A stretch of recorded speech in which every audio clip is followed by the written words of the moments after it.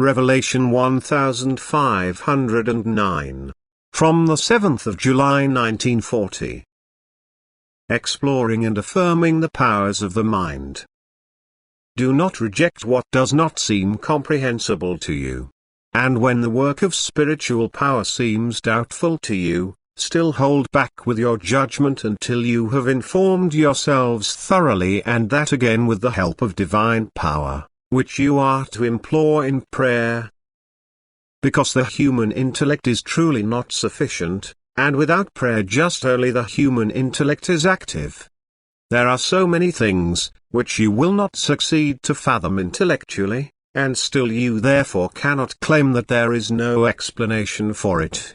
Only it must be sought there, what lies outside of human intellect in the spiritual work of those powers, which exist like you, only not visible or tangible to you.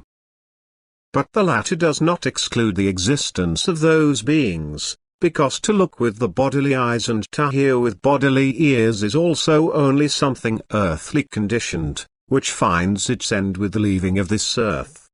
But spiritual seeing is a result of spiritual striving, therefore presupposes a certain spiritual degree of maturity, consequently these beings and their work cannot be perceived visibly. But to want to completely reject them for that reason is human error. Those spiritual powers are only then to be affirmed when man has the will at all to be enlightened about it. This will already lets something appear more credible to him, what he otherwise cannot accept as truth, whereas an immediate rejection marks that he is not at all willing to fathom something supersensible. The will to know also influences the ability to believe. But their will to investigate those spiritual powers is now very minimal among men. And the consequence of it is that these powers can also only rarely express themselves so that these expressions could be supplied to them as proof. Therefore the knowledge about these powers becomes smaller and smaller, and their willingness to accept them therefore rarer and rarer. Because men always try to explain all unusual phenomena intellectually, and through this make the work of the beings impossible.